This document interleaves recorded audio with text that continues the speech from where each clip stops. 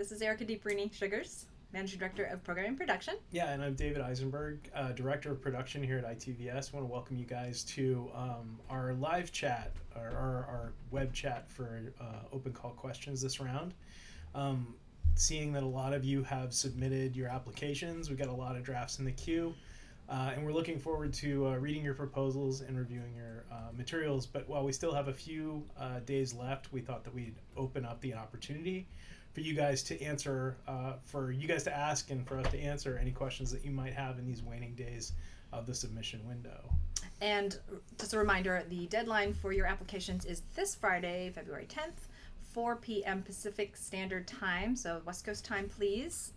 We're not taking late applications after that. So just remember this Friday. Yeah, and a technical note, with the number of drafts that we have queued up, the number of incomplete applications, it's probably in your best interest to finish things up and submit them as early as possible.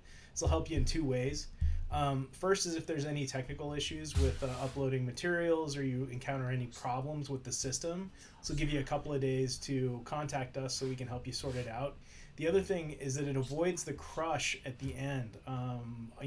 Obviously we're going to have a lot of people regardless submitting on the last day that the application is open.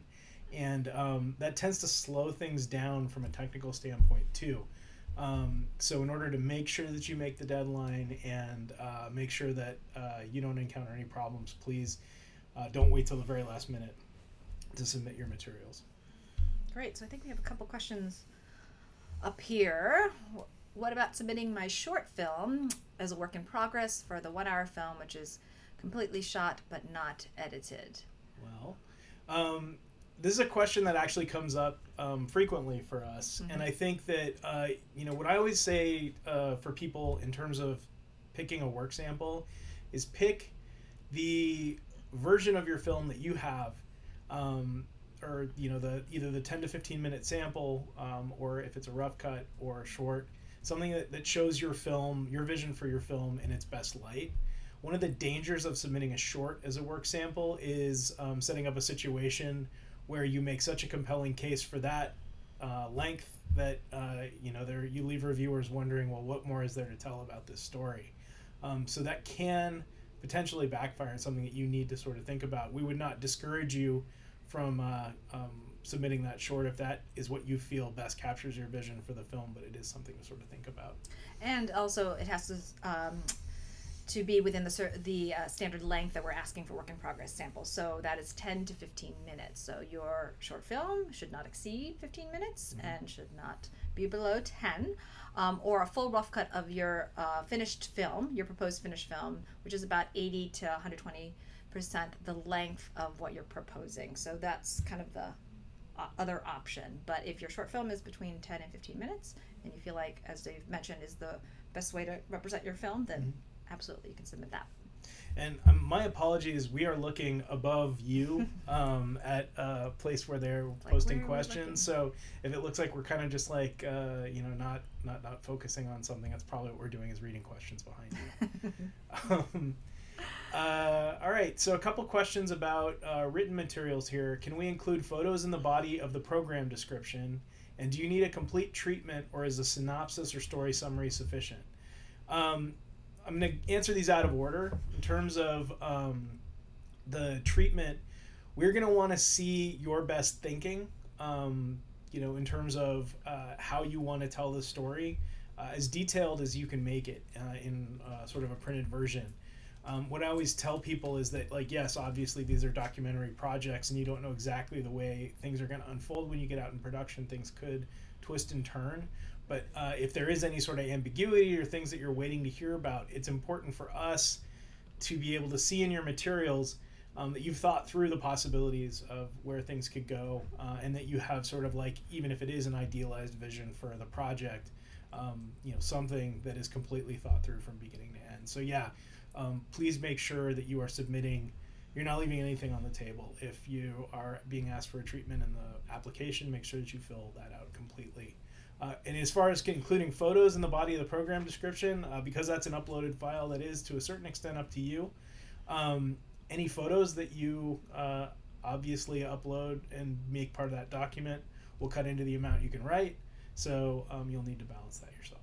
Right. So the proposal states, I mean, the application materials state that your proposal should be about 2 to 7 pages in length. There are a number of questions that we're asking you to address in this proposal treatment. So, yep, realize the photos, while probably visually nice, don't always have a lot of impact if there's not a lot of detail in the written materials. Yeah, we want to make sure that you want to make sure that what you're submitting to us is complete and is answering the questions that are being asked.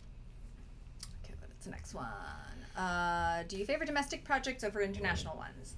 That's always a question we get all the time. Time-honored question. Yes, actually, and in our last, just to state that, not necessarily.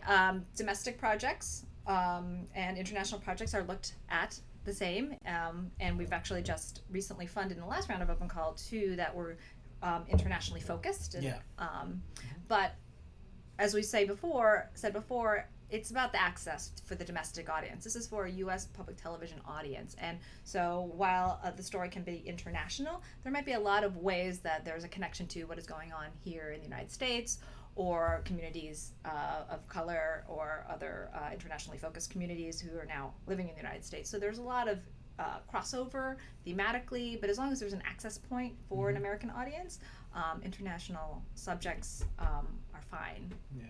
It is important, though, I think, that if you are submitting an international project, to pay attention to, like Erica said, audience, and to show that consideration throughout your materials. Not only are you going to want to address how you're providing an access point for an American audience if the story is something that maybe is outside their experience or is going to require them to stretch a little bit, but also that you are addressing how you're going to add the necessary context, like say about a foreign country or a culture or historical events in another country especially, that are going to be necessary for a domestic audience to understand.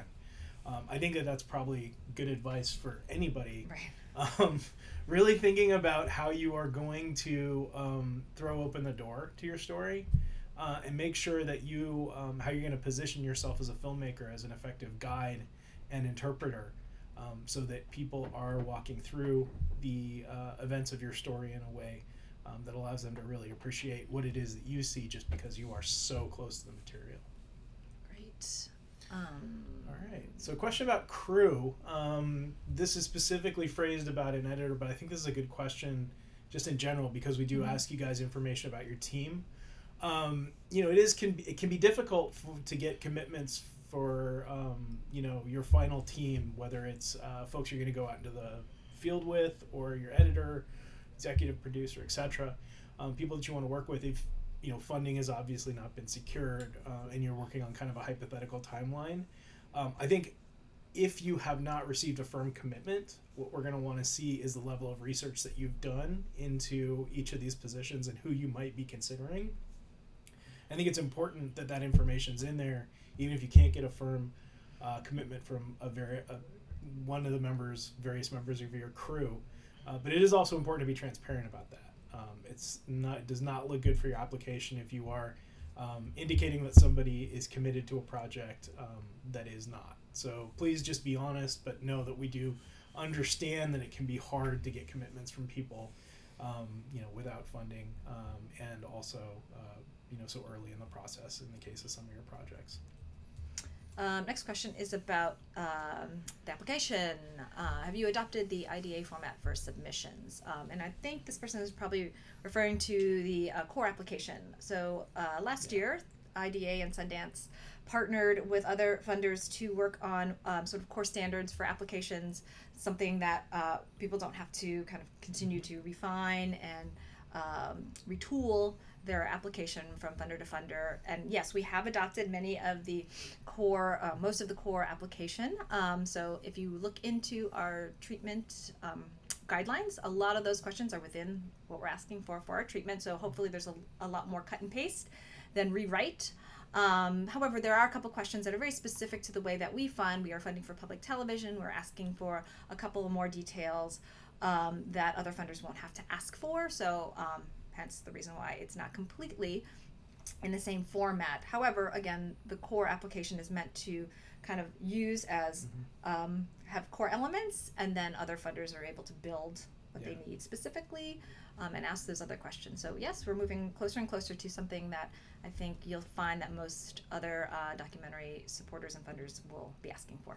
Yeah, and we are always going to need to ask, I think, a few specific questions outside of what that core application, what that core application is comprised of, simply because of the public nature of both our audience and our funding. Great. It's an expense one. You want to take that next one? Yeah, actually, I was thinking we'd skip up to this one. Okay. Oh, yeah. Yeah. So the question is, some people are in there. Someone has indicated some confusion around a certain question in the application, and that's reasons the program is appropriate for public television. That's actually a really good thing to be asking about, and it's exactly what we want to talk to you guys about a little bit. Obviously, ITVS's Open Call initiative is a co-production initiative for programs that are meant to be distributed on public television. That's not to say that's the only place that your film will be exhibited. Most of our films have a wide range of distributions across many different types of media. However, the core of our relationship is going to be based around producing a public television program. So in terms of the appropriateness, I think it's really important to understand what ITVS's mission is within the public television system, and also a little bit about both the editorial standards and the values of public television, in addition to sort of what we know about our audience.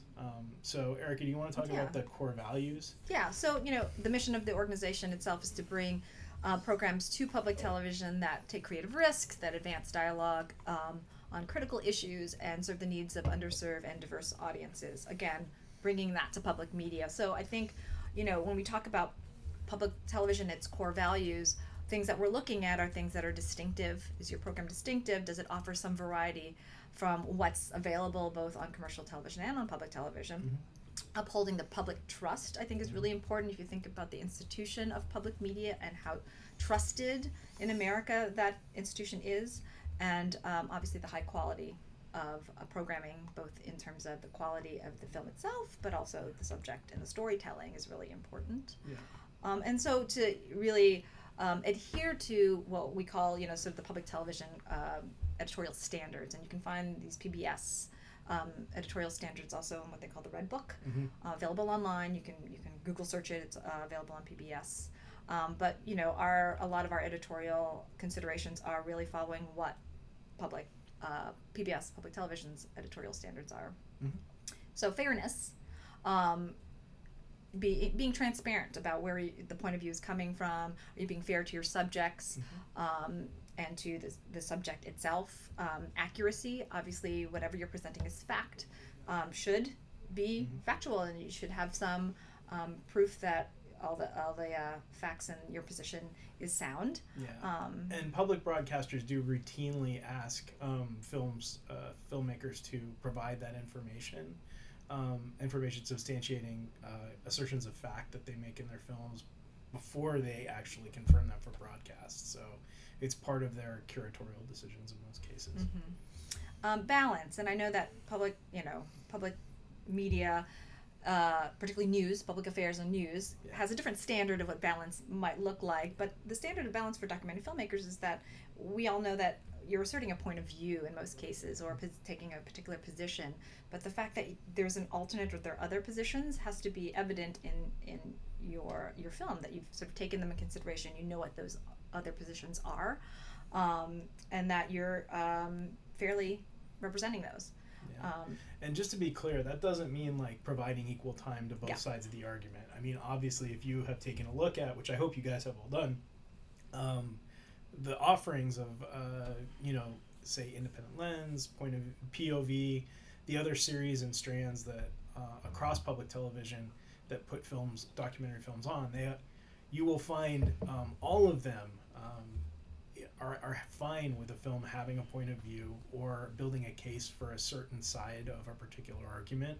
What you will also find is that those cases for those arguments are presented in such a way that there is consideration to an acknowledgement of, the sort of various conversations that are happening in the space around the point that is trying to be made. Innovation would be another thing, sort of innovative storytelling, innovative, pushing the envelope for craft and storytelling, I think, and also responsiveness to the public, and really knowing what's important, what issues need to be brought up, what is local interest, of national interest. I think that's something else to think about.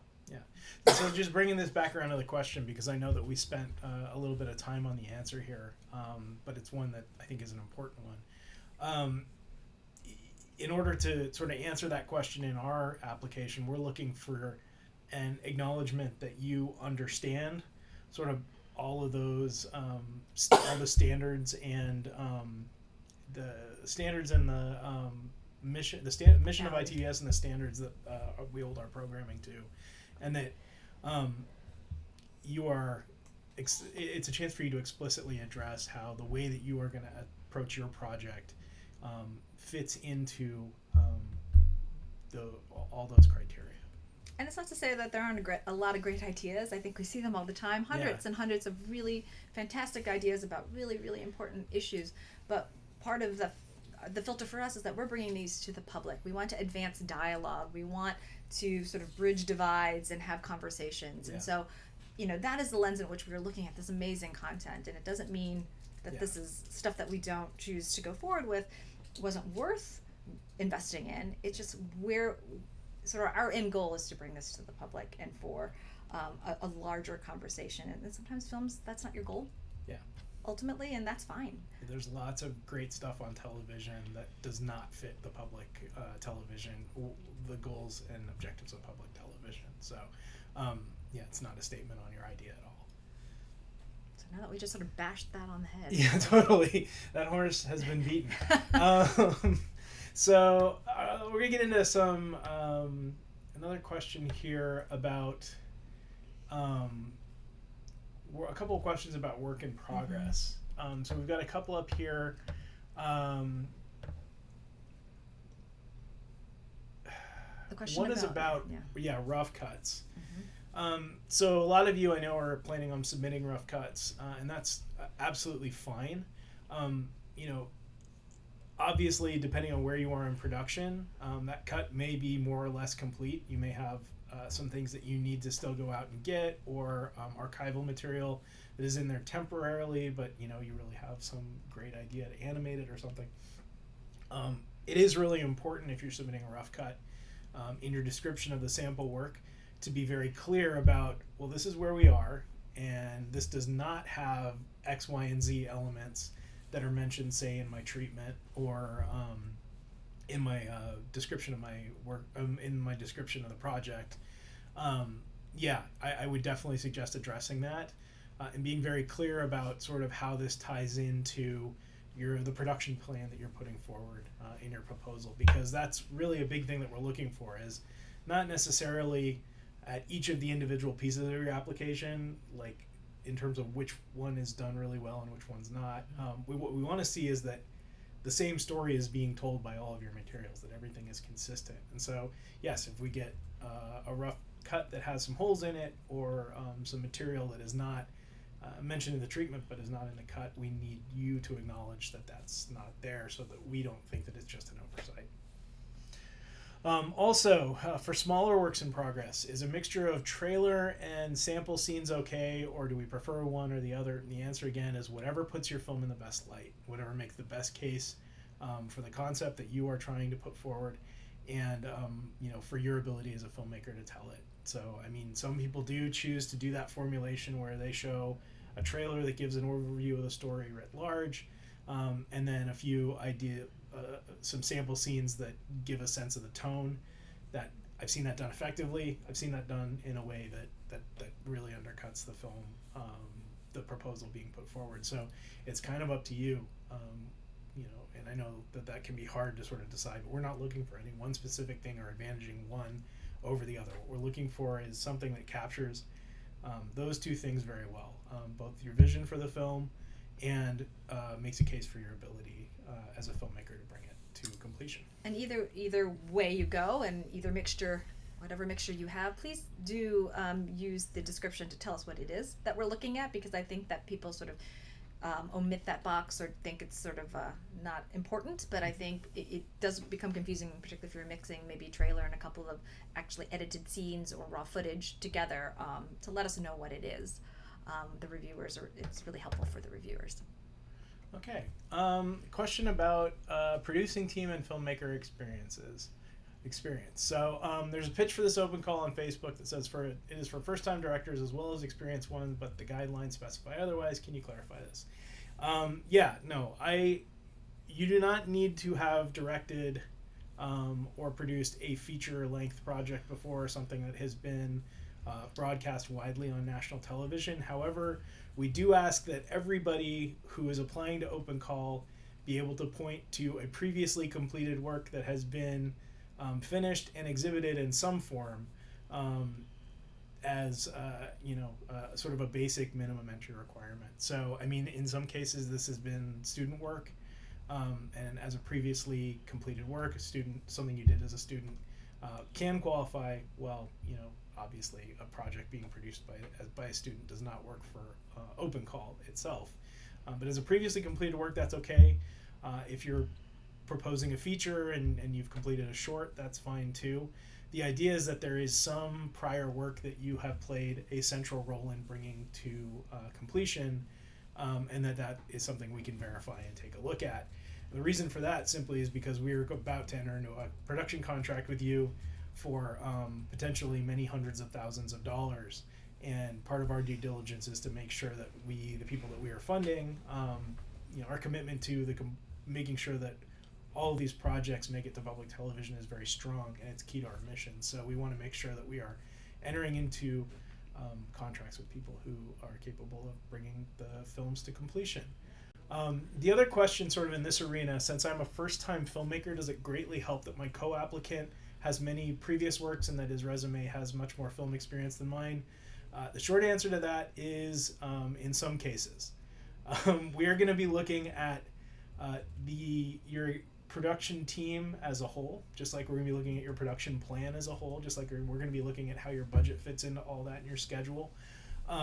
So yes, I mean, I think that it is important to make a case that if you are somebody who is maybe less seasoned, that you have a strong support network around you, and that those people are committed. That can actually help your application very much. And yeah, I mean, there's not much more to say about it except that we are going to be looking at, what resources you've been able to collect around you to help you complete the project.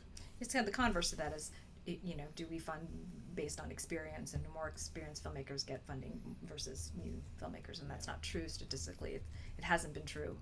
But we do make sure, as Dave mentioned, want to make sure that you're well equipped to handle the film, and so whether that's bringing on somebody who's more experienced, or an experienced producer as a co-producer, or you have a very top-notch team, absolutely, it's something we look at as well.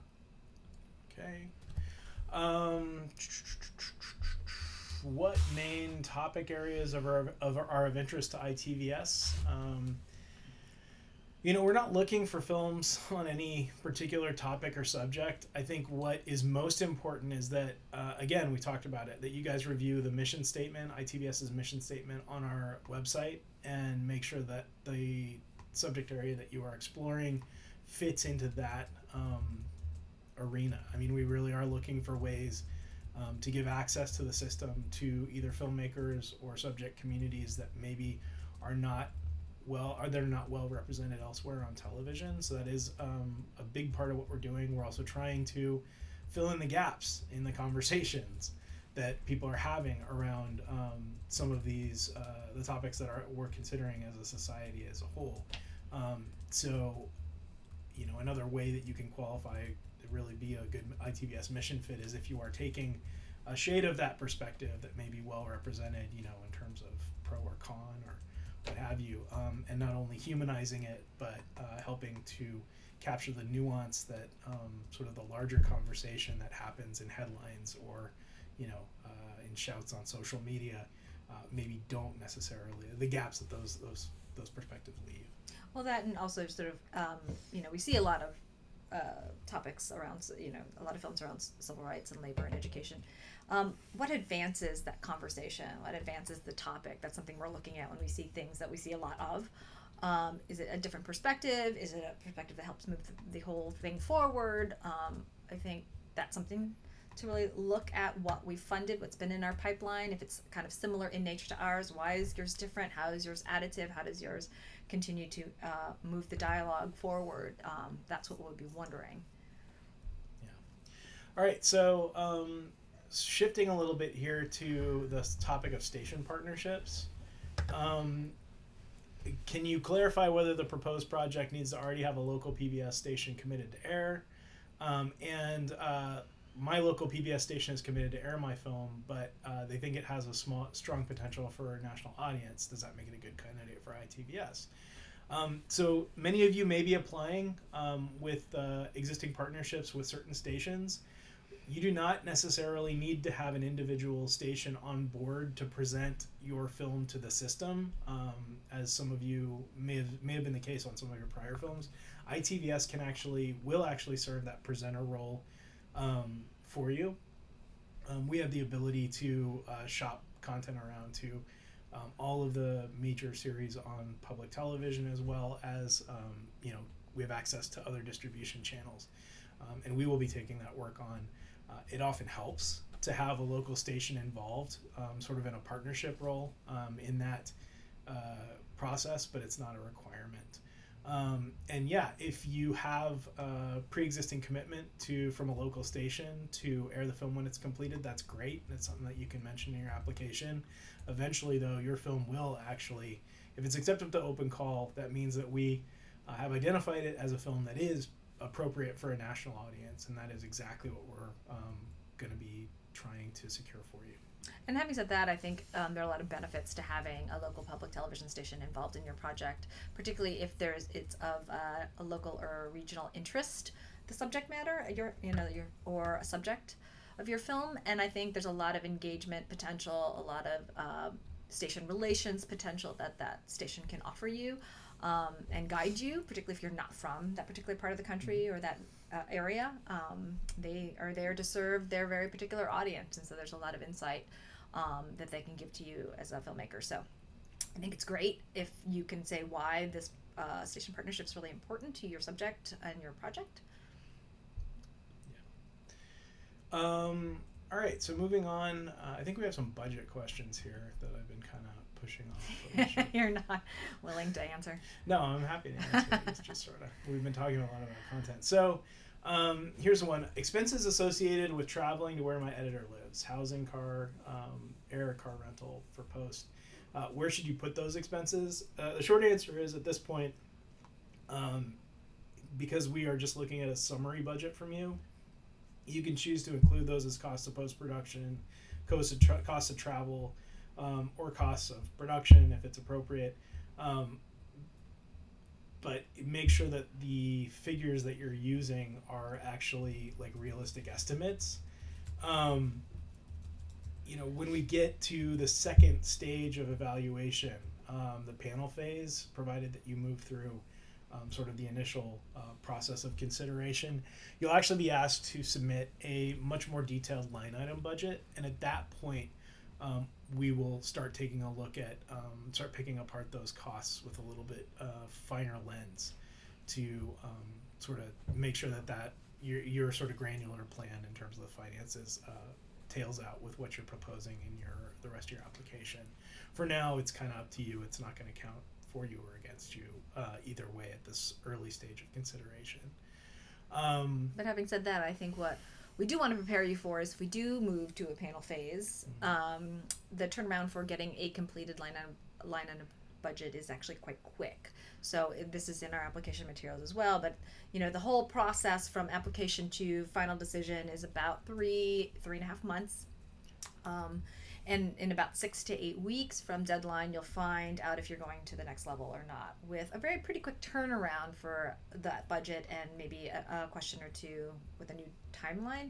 So we have had links to a budget template that you can use. It's not required to come to its initial application. Your initial application does not have to have a full-fledged budget in that with using that template, but it's really good to have to prepare, because when you do get to the next phase, it'll be sort of quick and we will be asking for that material. Yeah, so definitely do your, now is the time to be doing, actually, hopefully earlier than now is the time to be doing your 2 months ago.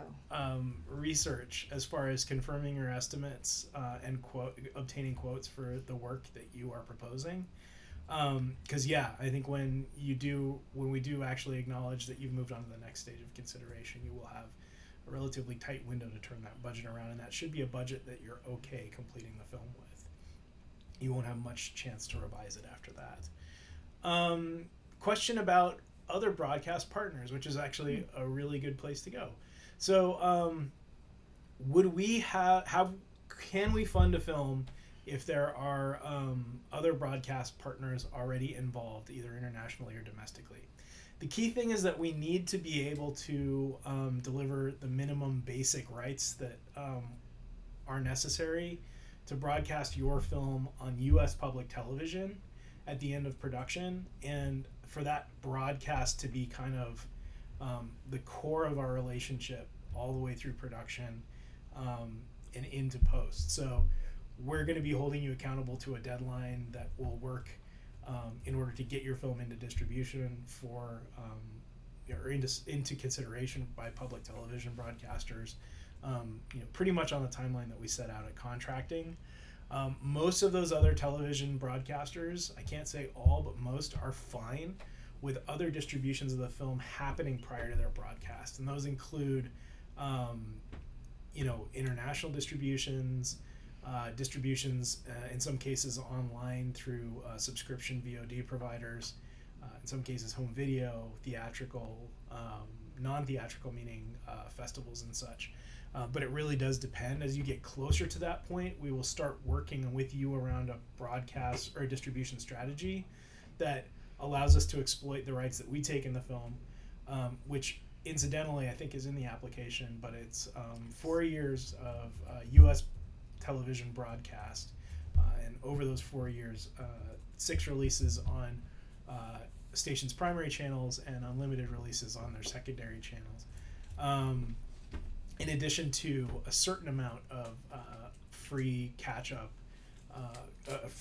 window either online through PBS's player or on some providers' VOD services. So those are the core. That's what we're going to be making sure that are available. And if you've signed deals where pre-sales that don't conflict with that, shouldn't be a problem. One place where you will get into trouble is if you are already working with a U.S. television broadcaster where our rights might be encumbered. That could disqualify you from being able to work with ITVS.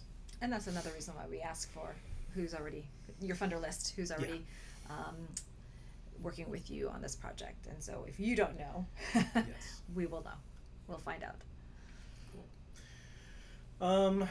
All right. So, is it important to mention if we are reapplying or apply, or should we apply fresh? How important is the applicant's experience, and is that material viewed? So, I guess the prior works.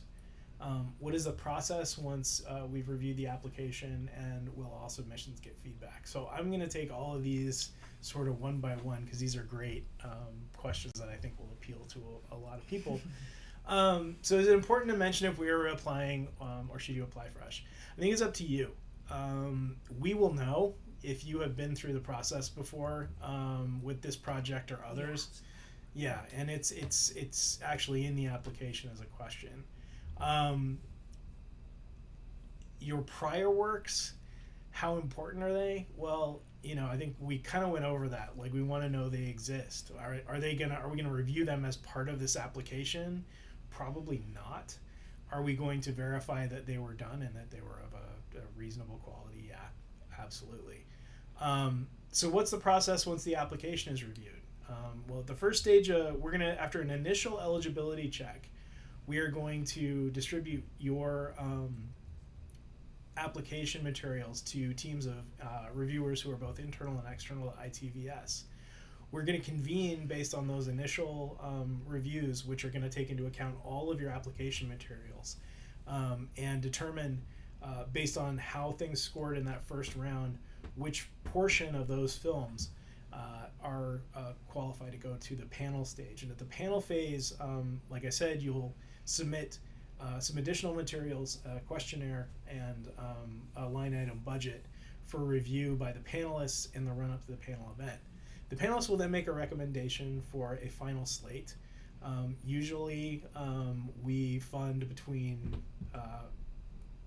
5 and the low teens in a single round. Although the number of films that we are going to fund in this round, we can't say right now. It's going to take into account a variety of factors, including funding available, what our priorities are, and sort of what other things are going on here in the organization. But that's sort of about as loose of a ballpark as I can give you. And yeah, once those recommendations are made, we still need to go through a final stage of vetting to make sure that all the legal permissions and such are correct with your film, or are up to snuff with your film, and that we actually can take the rights that we need in order to broadcast your film on public television. So those are sort of the three major phases, and that's pretty much the detail we can get into.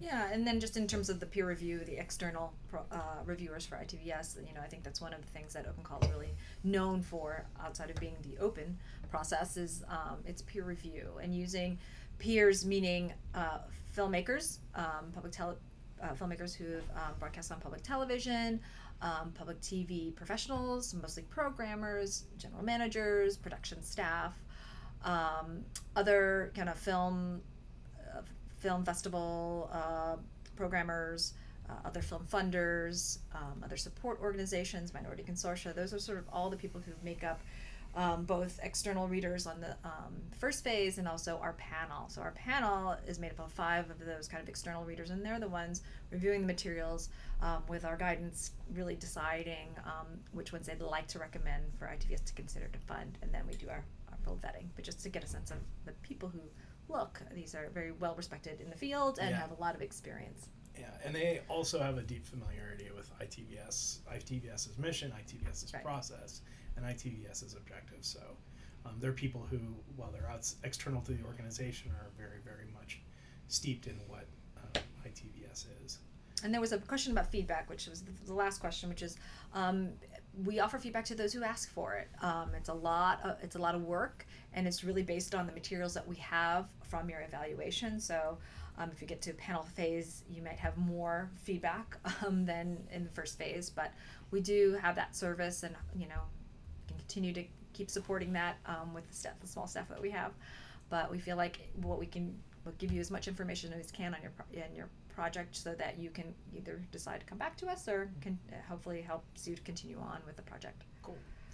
So we've got a lot of budget questions again, so I'm going to dive back into those.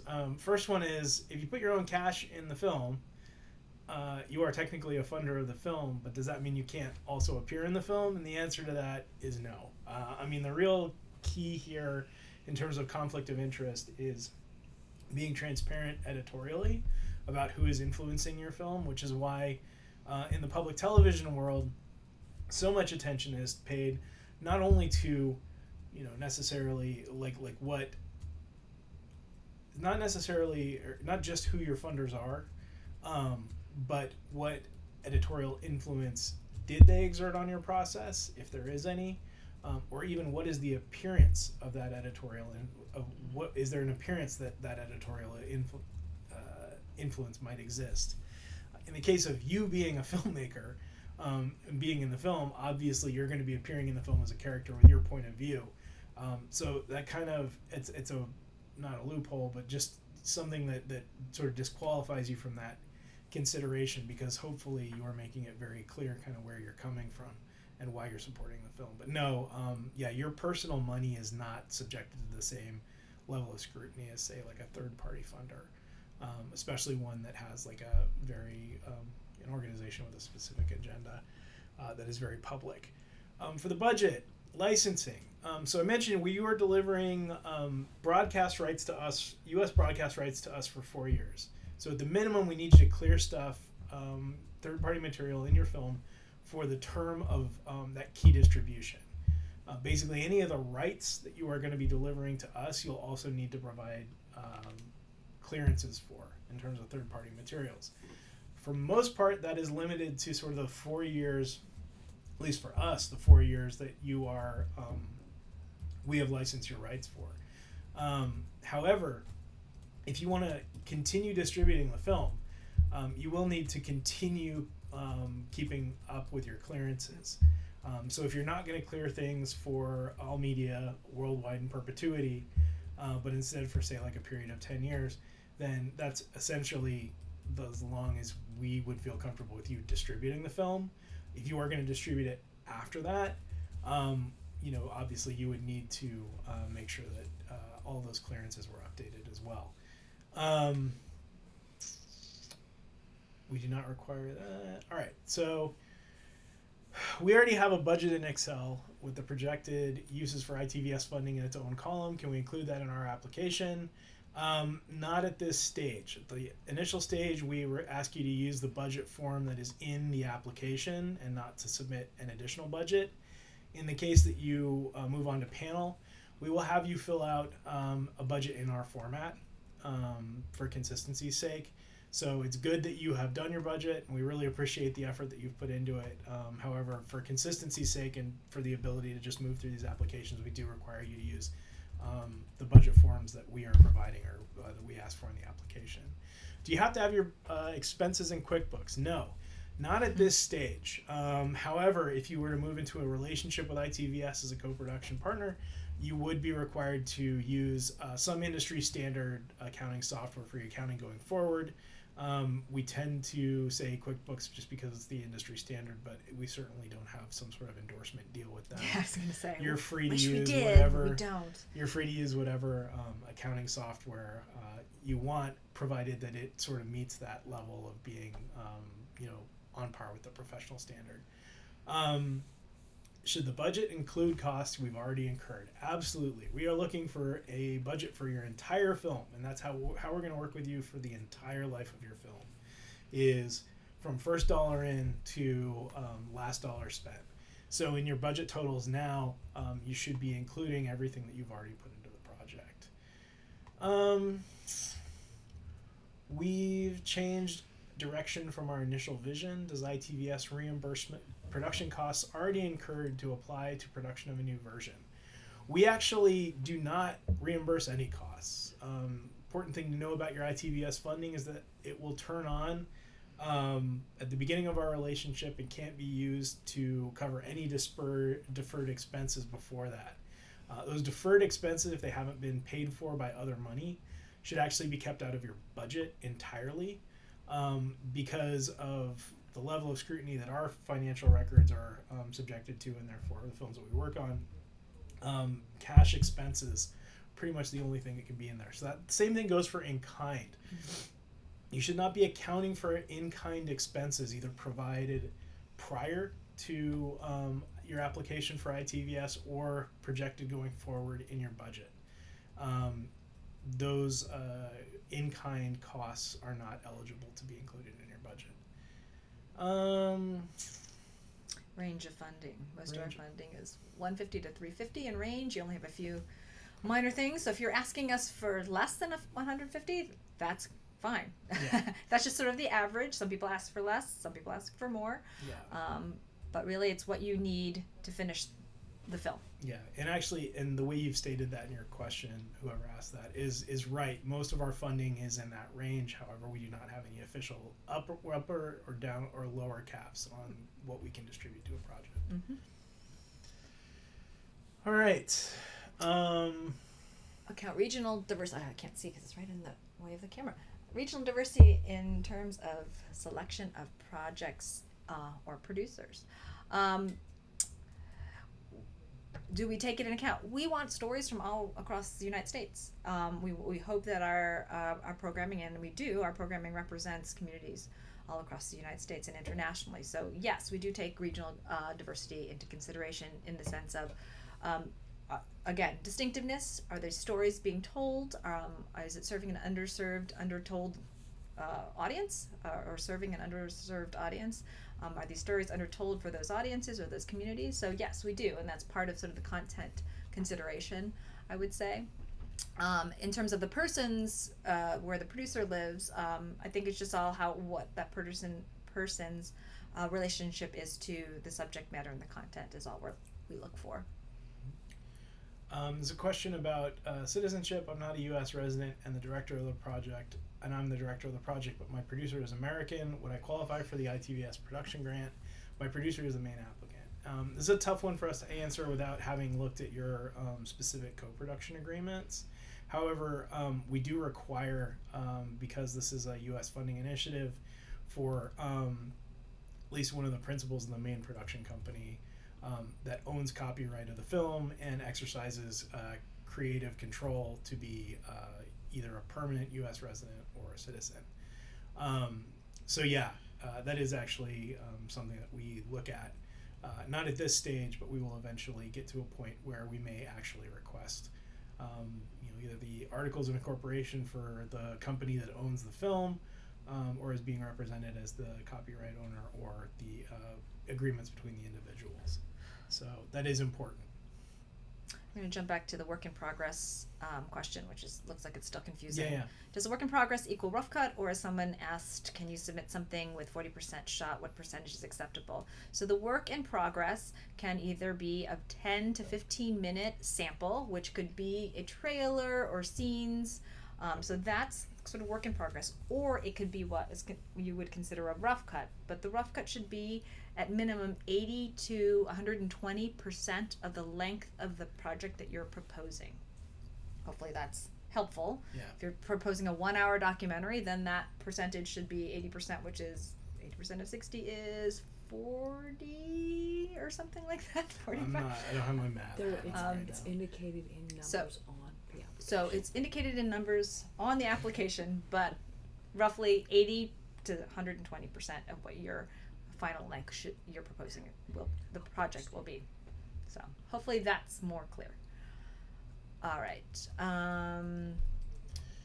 What do you got? More budget. More budget. It's the budget show.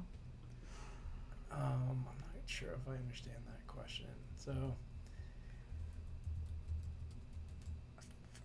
yeah, first funds in. It looks like we're still. You should absolutely include. You should not include. Okay, so I guess there's some confusion about what costs should be included in your budget. I'll try to make it as clear as possible. So, actual money that has been spent from the first moment that you started working on this project to now, all those prior expenses are absolutely appropriate to include in your budget, provided that currency actually changed hands and that they are not in kind, nor paid for with an IOU of some sort. Going forward, what we are really looking for is a reasonable estimate to complete your film, and we actually probably won't drill down to that level of detail until we see your line item budget. When we look at those estimates to complete, provided you move on to the panel round, we are going to be checking them against the production plan that you've put forward in your application to make sure that it looks like everything's accounted for, and if the film is going to be, say, heavily archival, that the costs included for that appear to be well researched and things like that. So it is important that you are comprehensive in terms of costs going forward, making sure that you are including estimates for everything. Do we partially fund films if the budget is too high? That's an excellent question. We do not. Open Call is a completion funding initiative, and so we really are looking for to work with films that are at a stage of production where it might be feasible for our funding to complete their budget or get them most of the way there. We have occasionally in the past moved forward in a leverage funding model, but that's certainly the exception and not the rule. So yeah, I mean, I think that if you are looking for, $1.5 million to complete your project, we would not necessarily be able to complete that entire budget. However, if you're at the early stages of your project and you just haven't quite gotten moving with your fundraising, that wouldn't necessarily disqualify you for a project for consideration from ITVS. The length question. I I applied last round with a 60-minute documentary, but think I may need 90 minutes. Doesn't matter at what length I submit. That is, if I apply with a 60, can I lengthen it later? So those are actually two questions. One, please submit for the length that you think this public broadcast version will be. So if you think it's going to be a 90, then go ahead and state that you believe it will be a 90 feature program. But there are some considerations. We are here to fund broadcast standard broadcast lengths.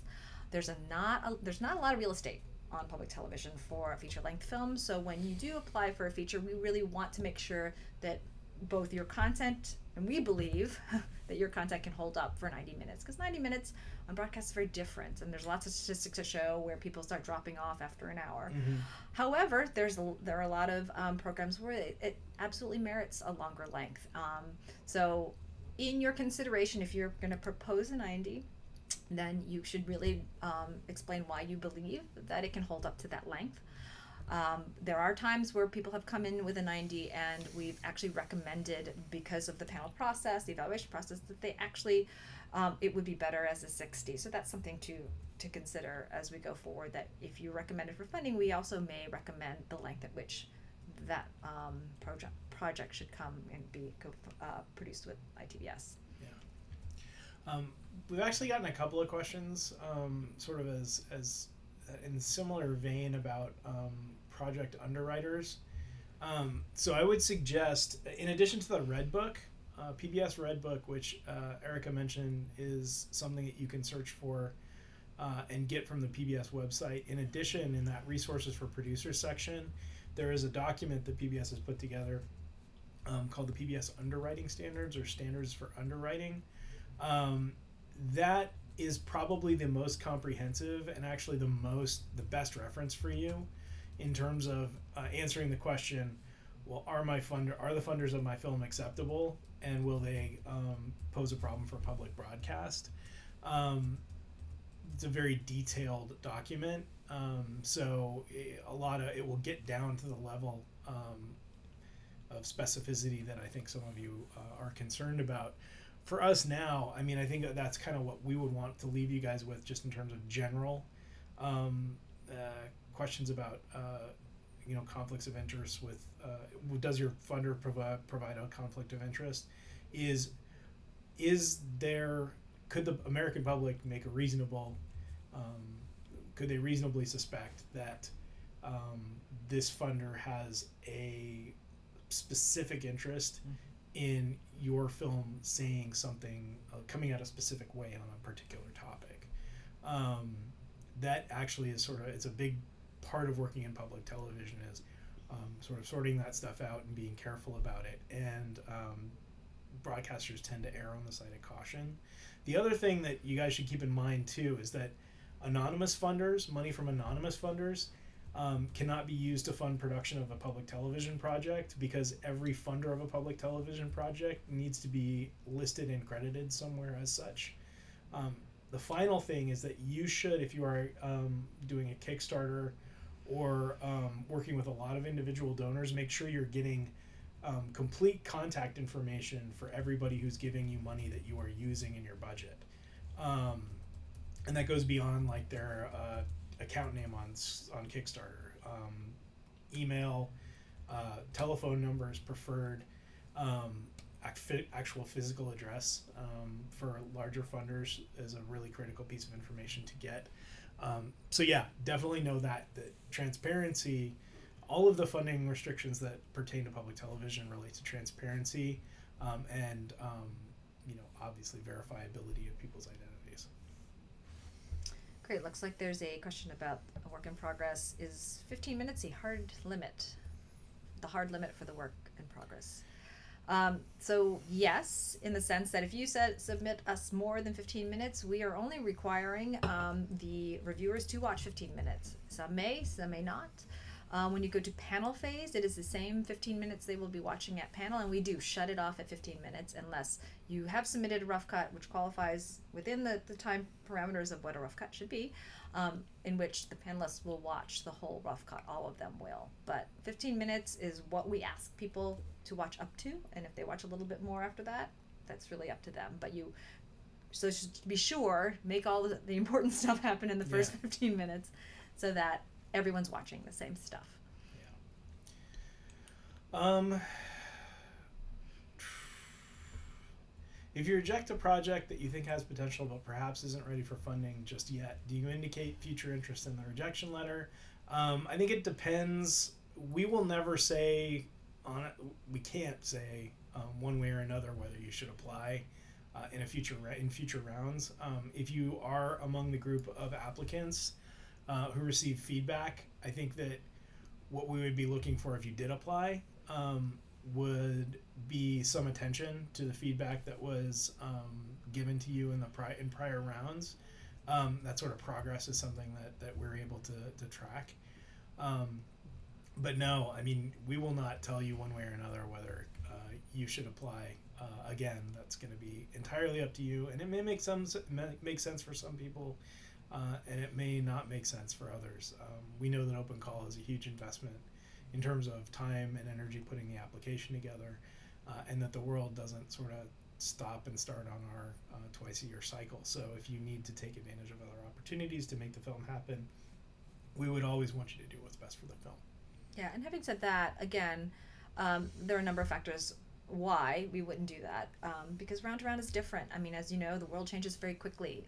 Projects progress and new projects come on the market, and so it's really hard to carry projects from one round to another. But having said that, we do track, and we do a lot of that by, there was a question earlier about, shall I mention that I previously applied to ITVS or Open Call, and it does help when you've talked about how you've progressed and changed. If you've come to us before, we do use readers and panelists, repeat readers and panelists over a series of rounds just to get that continuity too. There are also a lot of people who've probably seen this project, maybe with other funding panels or out in the world, who may be familiar with your project and have seen it in one state or another. So it's always helpful to kind of track yourself in terms of how you've progressed and grown, particularly if you've gone from round to round. Not absolutely essential, but we do track these projects. And again, you might find that you have better options outside of ITVS between rounds of Open Call, and that's perfectly up to you. But it is open, so anybody can come, whether it's a first-time applicant or your fourth or fifth time. You're absolutely welcome to submit your application. All right. So we are quickly running out of time here. I'm just going to kind of skim through the questions that have accumulated here to see if there is a good. Looks like we've hit most of these. There was a question about the artist statement, things to hit in the artist statement. And again, that's kind of a new frame. We haven't called it the artist statement, but that's part of the core application. And it's really about your intent, your connection to this project, what your goals for the project are. I think we've asked that in a number of different ways in our application in previous rounds, but this language is really much more towards the core application. It's really your vision and goals for the film and what your access has been to that subject or the community, and that's kind of what we're looking for in the artist statement. Okay. We're going to wrap things up here with one final budget question, which is actually it's a little bit interesting. It's something that we see frequently. Many of my prior expenses, so I assume spent-to-date expenses on this project, are in kind. Do I run the risk of appearing? Do I run the risk of hurting my application because my budget looks unusually low? Yes and no. I think that if you were to just put those budget figures in there without any sort of an explanation in the other areas of your application, that could be a problem. We may assume that you forgot the expenses related to the production work that you've done before. So it would be important for you to sort of, in the places, in the parts of the application questions that are appropriate, to address the fact that you've done a lot of the work sort of on an ad hoc or a volunteer basis, and that you've handled a lot of it sort of on a shoestring, which is not a situation that it's not uncommon for us to see that. But unless you tell us that's what's happening, we can't necessarily read the tea leaves that well. We will probably revisit it if you submit a line item budget at the second stage of evaluation. That's the kind of question that we occasionally will approach applicants with to get additional clarification at that stage. All right. We're up for time. I know that there are probably a lot of questions still remaining. Hopefully we've answered most of them. Again, please refer to our open call eligibility guidelines that are on our fantastically new website. They should really explain a lot of what we're looking for. Also, if you go to our application system, access the materials there, it really walks you through. Alex Canton has done a great job of being able to explain all of those little areas, and there's little FAQ buttons next to different areas of the application, so hopefully we'll explain a little bit more what we're looking for. If all else fails, obviously we are reachable, but right now we're probably really busy answering your phone calls and emails, so that's the reason for this chat. But hopefully you will find your way through. Deadline Friday at 4 p.m. Pacific Standard Time. So and please submit early if you can, to avoid any sort of unnecessary delay on your end, submitting at the end, and also to make sure that your application can be successfully submitted prior to the deadline. And again, we acknowledge it can be very daunting, and you've taken a lot of time and investment to come to ITVS, and we really appreciate it. And we look forward to seeing your application. Yeah, thank you guys very much for your time and attention. Good luck, all of you, in the process. Thanks.